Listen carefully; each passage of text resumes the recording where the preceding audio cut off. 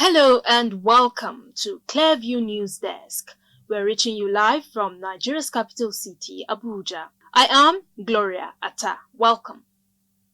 The federal government has withdrawn its criminal complaint against Ms. Comfort Emanson, the passenger accused of unruly behavior aboard an Ibon Air flight. Minister of Aviation and Aerospace Development, Festus Keyamo San, announced the decision on Wednesday following consultations with stakeholders in the aviation sector. Minister of Aviation and Aerospace Development, Festus Keyamo San, announced the decision on Wednesday following consultations with stakeholders in the aviation sector. According to the minister, the resolutions were reached after reviewing the incident, considering appeals from well-meaning individuals and the remorse shown. Keyamo revealed that Ibon Air has agreed to withdraw its complaint against Ms. Emerson, who was arrested over the August 10 incident, since she exhibited great remorse for her conduct, as the airline operators of Nigeria also agreed to lift the lifetime flying ban placed on her. Recall that Emerson on Sunday, August 10, 2025, was removed from an Ibon Air flight from Lagos to Uyo after refusing to turn off her phone as instructed by the crew members. The situation escalated when she became physically aggressive, striking a flight attendant, and had to be restrained and escorted off the aircraft at the Murtala Mohammed International Airport. In response to the incident, Ibon Air imposed a lifetime ban on her from both local and international flights, citing its zero-tolerance policy towards violent or disruptive behavior. Keyamo also announced that a retreat will be held next week to retrain aviation security personnel on managing disruptive passengers and de-escalating tense situations. Airlines will also have dedicated sessions to address staff conduct towards travelers. The minister stressed that the clemencies were granted purely on compassionate grounds. Abiola Alafe reporting for Clearview News.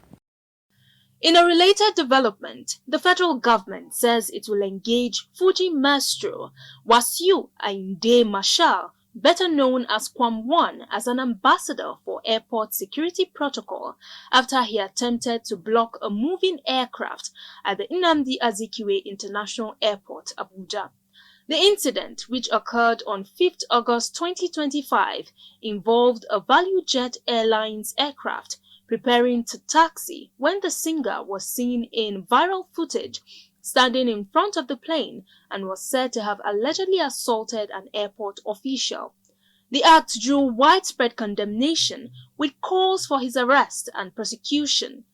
Aviation regulator of the Nigeria Civil Aviation Authority (NCAA) had imposed an indefinite flight ban and filed a criminal complaint against him. But the singer last Friday released an apology, admitted his fault, and pleaded for forgiveness. However, in a statement on Wednesday, Aviation Minister Festus Keyamo announced a review of the sanctions, citing appeals from well-meaning Nigerians and the singer's public show of remorse.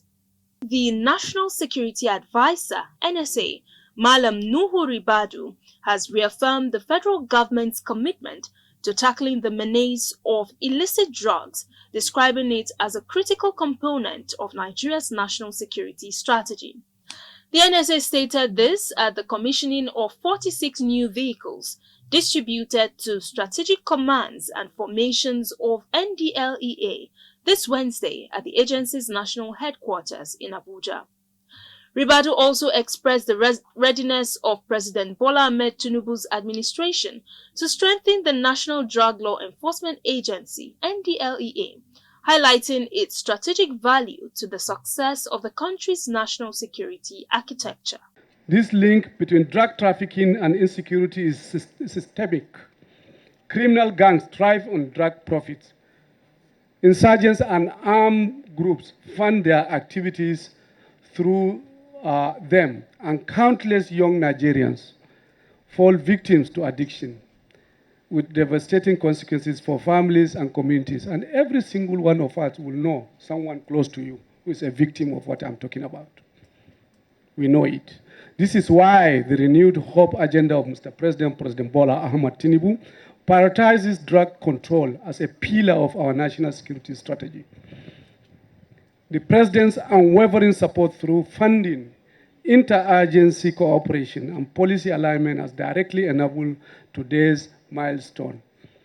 These vehicles will be deployed nationwide to amplify NDLE's operational presence, strengthen deterrence, make them comfortable, and ensure that no trafficker escapes justice. In his welcome address, the Chairman, Chief Executive of NDLEA, Brigadier General Buba Marwa, retired, said the event is a symbol of the continuous effort to reposition the agency as a modern, efficient, and respected organization, as well as a reflection of the sustained commitment of the President Bola Ahmed Tinubu's administration to equipping institutions that stand on the front line of the country's national security and public health. He noted that in just 2 years of President Tinubu's administration, the NDLEA has achieved significant progress with the arrest of over 40,887 drug offenders and criminals and the recovery of tons of illicit substances, among others. In the past 18 months, that is from January 2024 to June this year, we have made seizures of over 1 billion pills of tramadol, over 14.4 million bottles of codeine. Imagine if these substances had found their ways into the streets, the calamity that would have ensued. No serious approach to national security can ignore drug control. And this is why we pursue our mandate with focus, determination, and the results are there to show.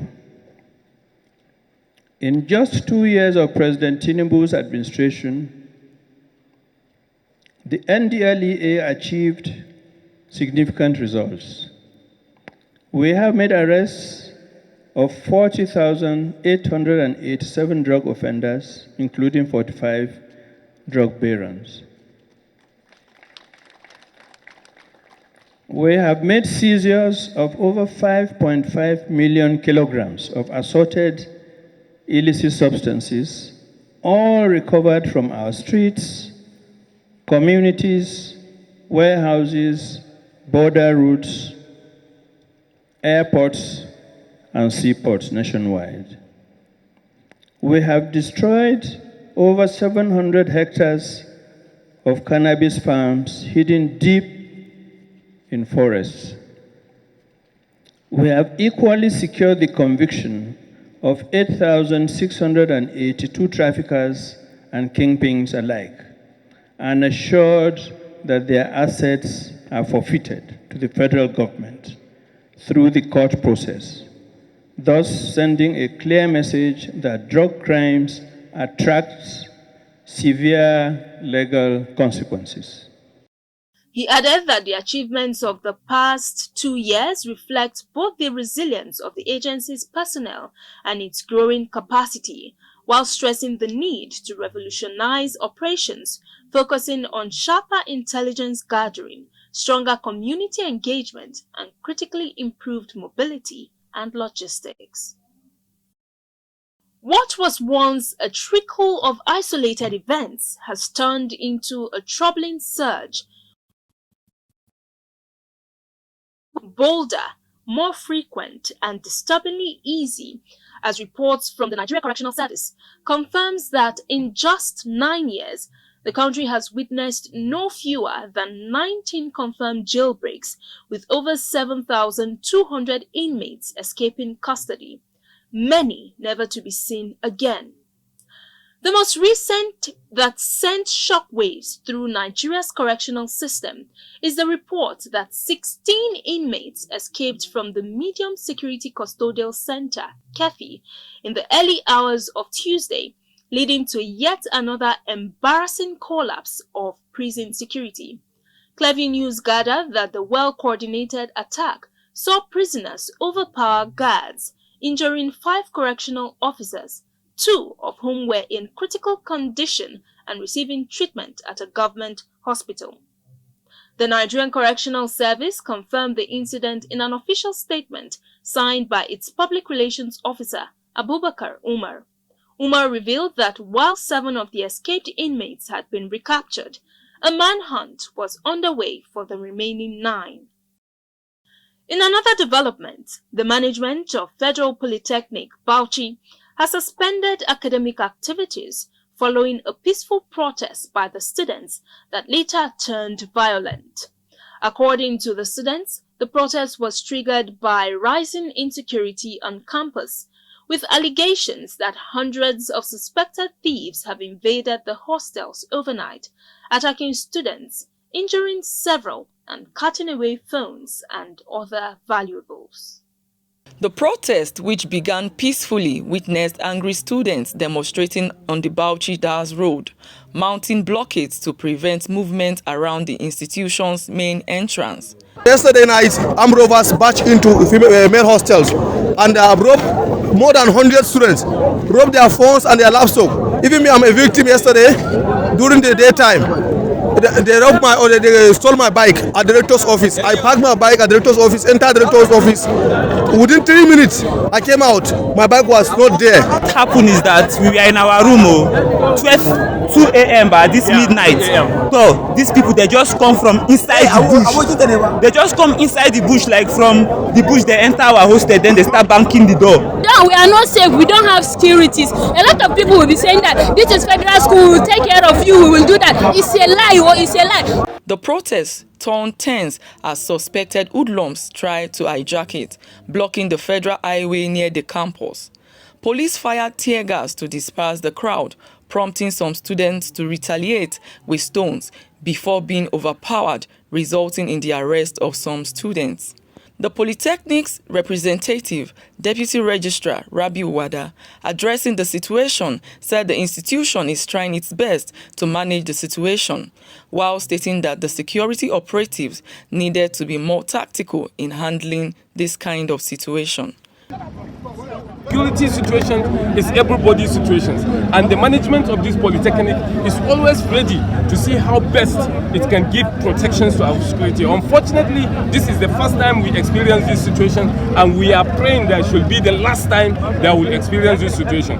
Mr. CP, we appreciate you, and other security apparatus in the state. We will always call on you, and please, we need your best professional advice.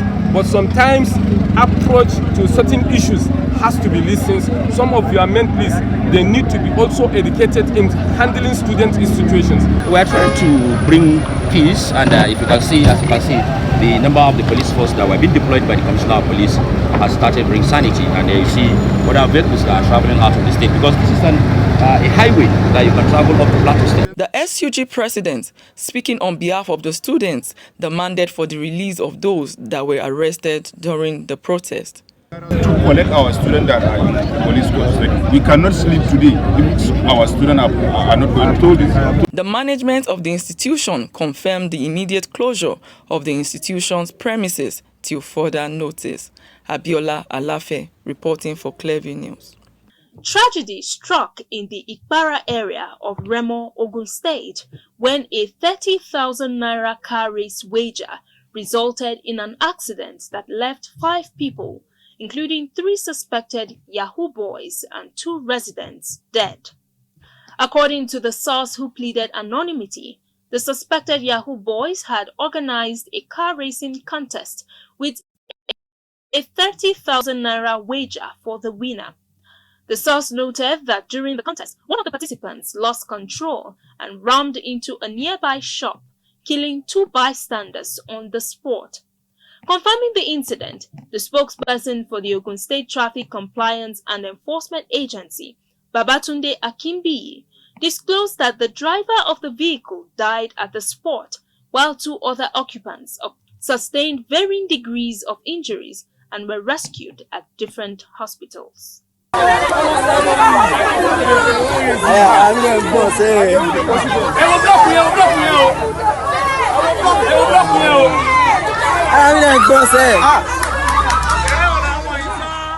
You can follow up on latest events and happenings around you via our social media platforms on Facebook, Instagram, and YouTube at Clearview News Desk, or via our handle on X, formerly known as Twitter, at Clearview Online. Many thanks for watching. I am Gloria Atta. Bye for now.